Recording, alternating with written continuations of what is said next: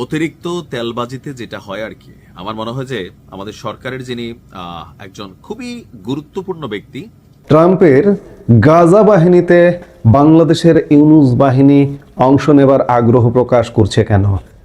অতিরিক্ত তেলবাজিতে যেটা হয় আর কি, আমার মনে হয় যে আমাদের সরকারের যিনি একজন খুবই গুরুত্বপূর্ণ ব্যক্তি, জাতীয় নিরাপত্তা উপদেষ্টা ডক্টর খলিলুর রহমান, তিনি সম্ভবত মাঝে মাঝে খেই হারিয়ে ফেলেন। আমেরিকাকে এই মুহূর্তে সারা পৃথিবী খুশি করতে চায় মাদুর ঘটনার পর, কিন্তু তার মানে এই না বাংলাদেশের জনগণের পালস, আপনি কোনো ইলেক্টেড মেম্বার না, এমপি না যে আপনি এই জায়গাটা পাইছেন। টেকনিক্যালি আপনাকে ডাইকা আনা হয়েছে কোনো একজন মানুষের দয়ায়, অথবা কোনো একটা টেলিফোনে, অথবা কারোর প্রভাবে। মানে এখানে যে শর্টকাটটা গঠিত হয়েছে এইভাবেই তো গঠিত হয়েছে।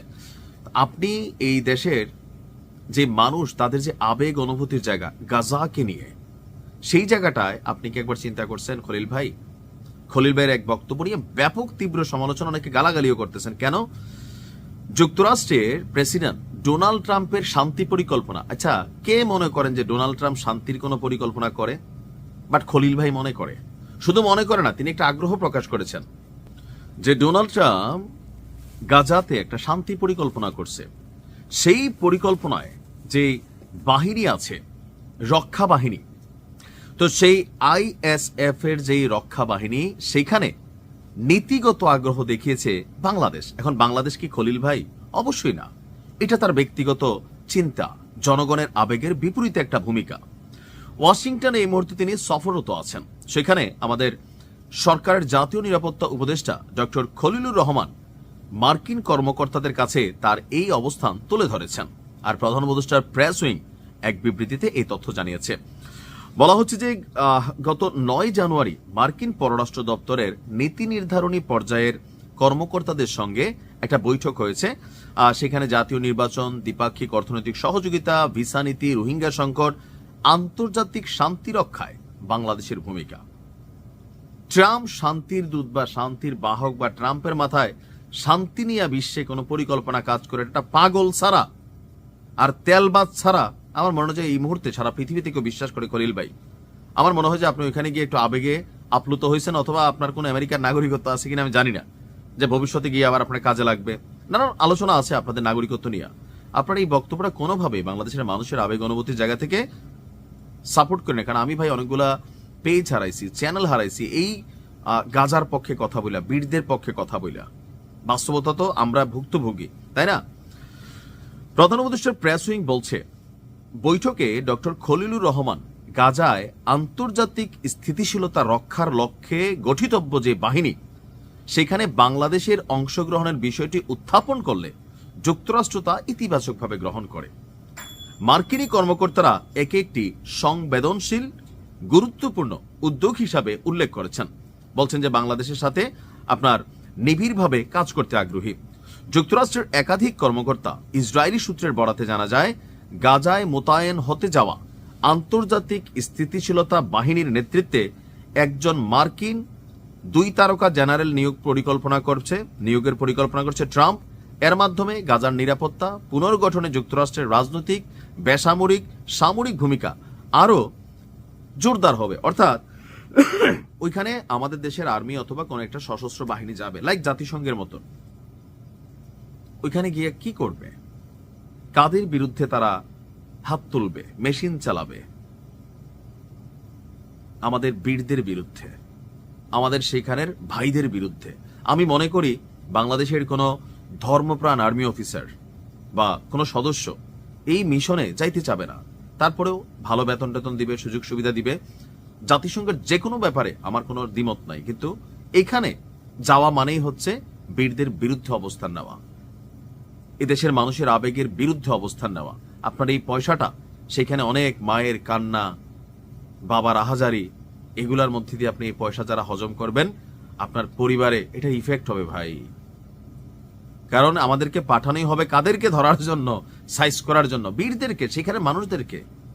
ইসরায়েলকে তাদেরকে স্যার ডাকতে হবে, আব্বা ডাকতে হবে, তাদের মানে তাবেদারি করতে হবে। সো খলিল ভাইয়ের এই বিষয়টা আমার কাছে ইতিবাচক মনে হয়নি।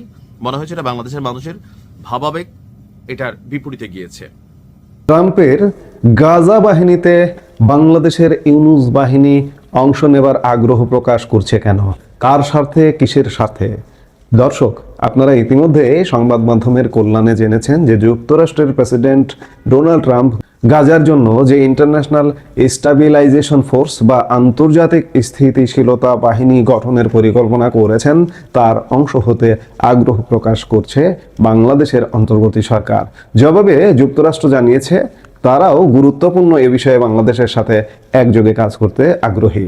সরকারের জাতীয় নিরাপত্তা উপদেষ্টা খলিলুর রহমান ওয়াশিংটনে যুক্তরাষ্ট্রের রাজনীতি বিষয়ক under secretary of state Allison Hooker ও সহকারী পররাষ্ট্রমন্ত্রী পল কাপুরের সঙ্গে বৈঠকে এ আগ্রহের কথা প্রকাশ করেছেন বলে জানিয়েছে প্রধান উপদেষ্টার প্রেস উইং।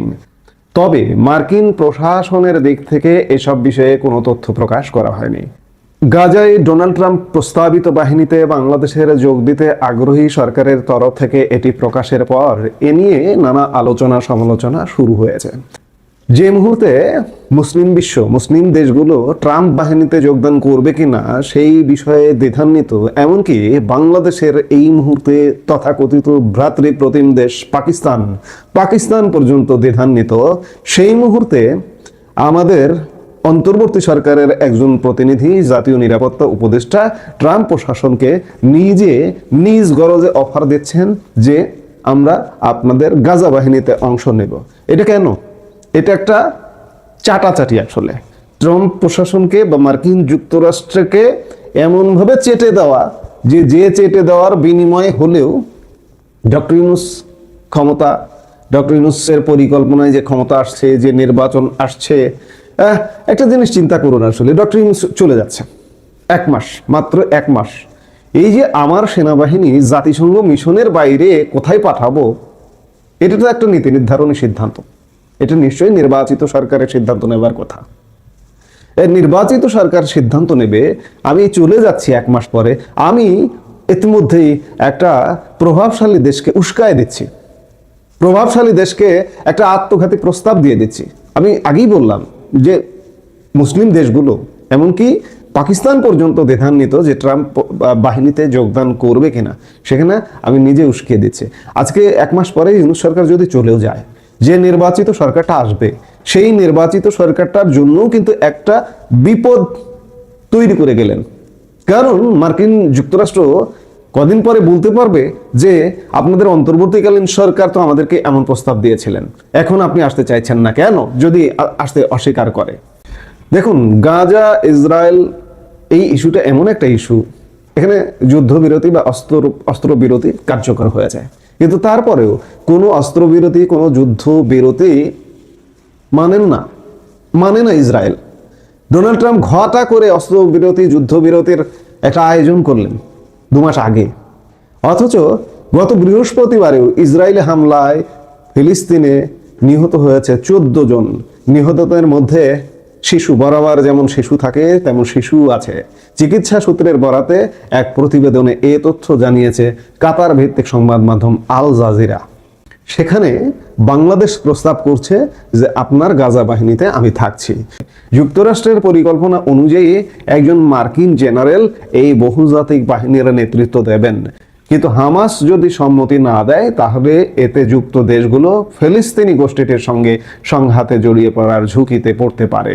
বাংলাদেশ এই বাহিনীর অংশ যদি হয় তাহলে ফিলিস্তিনের সাথে সংঘাত, অর্থাৎ মুসলিম যে ফিলিস্তিন রক্ষা করার কথা বলে মুসলিম বিশ্ব, বাংলাদেশেও কেউ বলে, কেউ বলে না। মুসলিম চর্চা, মুসলিম ব্যবসা, ধর্ম ব্যবসা করে, তারাও কখনো বলে না। সেই মুসলিম ফিলিস্তিনিদের বিপক্ষে অবস্থান গ্রহণ করা হবে।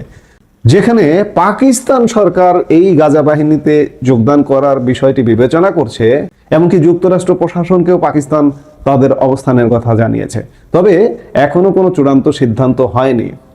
কয়েকদিন আগে পাকিস্তানের উপপ্রধানমন্ত্রী ও পররাষ্ট্রমন্ত্রী ইসহাক দার বলেছিলেন যে আইএসএফ এ অবদান রাখতে পাকিস্তান নিশ্চিতভাবেই প্রস্তুত, তবে হামাসকে নিরস্ত্র করা আমাদের কাজ নয়।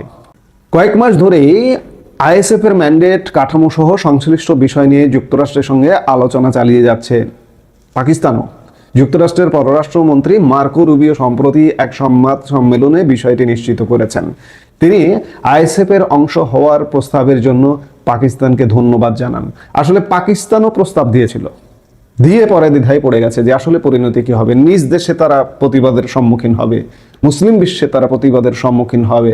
পাকিস্তান, আপনারা জানেন যে পাকিস্তানের প্রধানমন্ত্রী শাহবাজ শরীফ এই যে গাজা যুদ্ধবিরতি যে অনুষ্ঠানটা হয়েছিল, সেই অনুষ্ঠানে গিয়েও শাহবাজ শরীফ প্রকাশ্যে এমনভাবে ট্রাম্পকে তেলবাজি করছিলেন যে ট্রাম্পের নোবেল পাওয়া উচিত। সেই পাকিস্তান খুব স্বাভাবিকভাবে এমন প্রস্তাব দেবে বা দিতে পারে এবং শেষ পর্যন্ত ট্রাম্প বাহিনীতে অংশ নিতেও পারে। কিন্তু বাংলাদেশ কি পাকিস্তানের প্রতি পদক্ষেপ অনুসরণ করছে? আজকে কিন্তু প্রশ্ন আসছে তেমনটাই। আমি শুরুতেই বলেছি যে প্রকৃতপক্ষে এর আগেও আইএসএফ এ যোগ দেওয়ার বিষয়ে অনেক মুসলিম দেশ আগ্রহ দেখালেও পরে মুসলিম রাষ্ট্রগুলোর মধ্যে অনেকগুলো রাষ্ট্র সেই অবস্থান থেকে সরে এসেছে। কিছু গুরুত্বপূর্ণ বিষয়ে স্পষ্টতা না থাকায় এখনই কোনো দেশই সেনা পাঠানোর প্রতিশ্রুতি দেয়নি।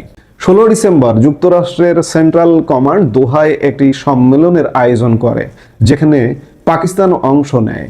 সেখানে আইএসএফ মোতায়েন সহ ট্রাম্পের পরিকল্পনার পরবর্তী ধাপগুলো নিয়ে আলোচনা এবং বাহিনীর ম্যান্ডেট বিষয়ে ঐকমত্য গঠনের চেষ্টা করা হয়। তবে ওই বৈঠকে ম্যান্ডেট নিয়ে কোনো সমঝোতায় পৌঁছানো সম্ভব হয়নি। এর অর্থ হলো গাজায় সেনা পাঠানোর ব্যাপারে মুসলিম দেশগুলোর সংশয় এখনো কাটেনি। বিশেষ করে আইএসএফ এর এখতিয়ার যদি হামাস সহ অন্যান্য ফিলিস্তিনি প্রতিরোধী গোষ্ঠীকে জোরপূর্বক নিরস্ত করার বিষয়টি থাকে, তাহলে দেশগুলো বহুজাতিক এই বাহিনী অংশ নেওয়ার সিদ্ধান্ত নিতে পারে। আইএসএফ এ পাকিস্তানের অংশগ্রহণ করা উচিত কিনা কিংবা বাংলাদেশের অংশগ্রহণ করা উচিত কিনা সেটি বিবেচনার জন্য সবার আগে গাজায় বর্তমানে কি পরিস্থিতি চলছে এবং ট্রাম্পের শান্তি পরিকল্পনার দ্বিতীয় ধাপ কিভাবে অগ্রসর হচ্ছে সেটি ভালোভাবে খতিয়ে দেখা জরুরি। বাস্তবতা হলো পরিকল্পনার পরবর্তী ধাপটি বেশ কিছু কঠিন বাধার মুখে পড়েছে। বলা চলে এর অগ্রগতি থমকে গেছে। আমরা বলছি যে গাজায় কি পরিস্থিতি চলছে, আপনারা শুনলেনই যে গত বৃহস্পতিবারেও ইসরায়েলি হামলা হয়েছে গাজায়।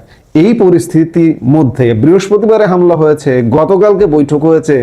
বাংলাদেশের ইউনূস প্রশাসন জানে না যে গাজা এখনো পর্যন্ত ইসরায়েল অস্থির করে রেখেছে? সেই জায়গায় কিভাবে প্রস্তাব দেয়? যদি বাংলাদেশের ভালো চেয়ে থাকে তাহলে তো এই রকম প্রস্তাব যদি দেওয়াও হয় এড়িয়ে যাবার একটা পথ খোঁজা লাগে, কিন্তু তা না করে উল্টো প্রস্তাব দিচ্ছে যে গাজা বাহিনীতে আমরা আছি।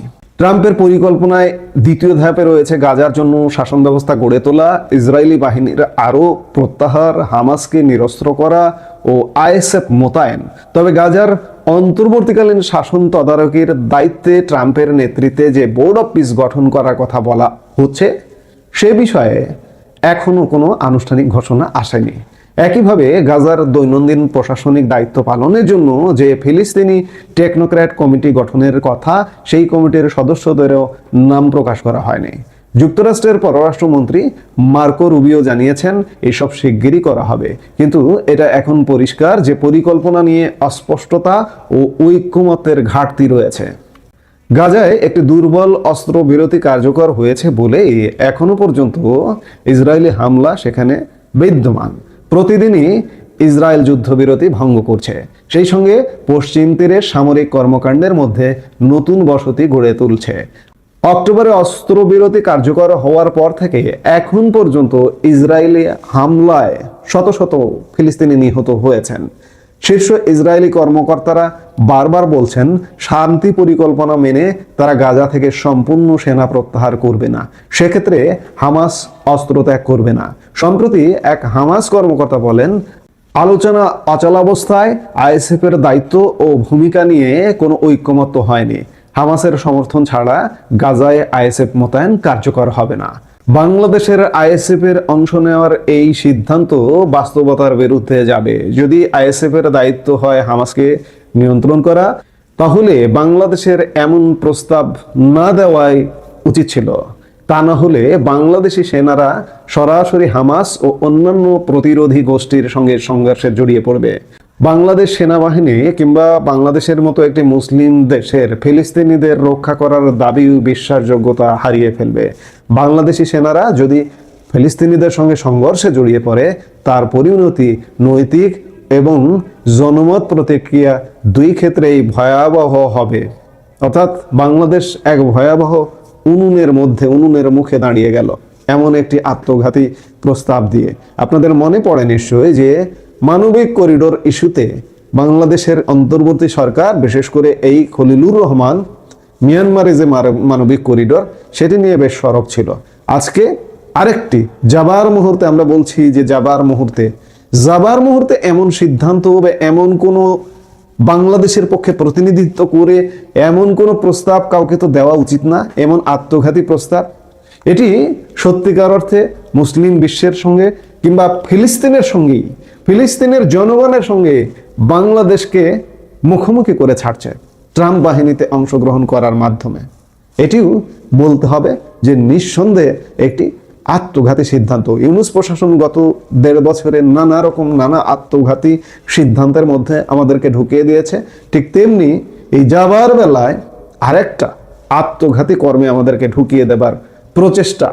নিজেরা মার্কিন যুক্তরাষ্ট্রে প্রিয় হবার কারণে মার্কিন যুক্তরাষ্ট্রের কাছে এই যে যারা দায়িত্বপ্রাপ্ত, তারা তো এক একজন মার্কিন নাগরিক, তারা মার্কিন স্বার্থ রক্ষা করবেন এবং এই মার্কিন স্বার্থ রক্ষা থেকেই এ ধরনের আত্মঘাতী প্রস্তাব। ইন দ্য লং রান আমাদের বাংলাদেশকে এগুলো নিয়ে আসলে ভুগতে হবে। এই মুহূর্তে এ পর্যন্ত।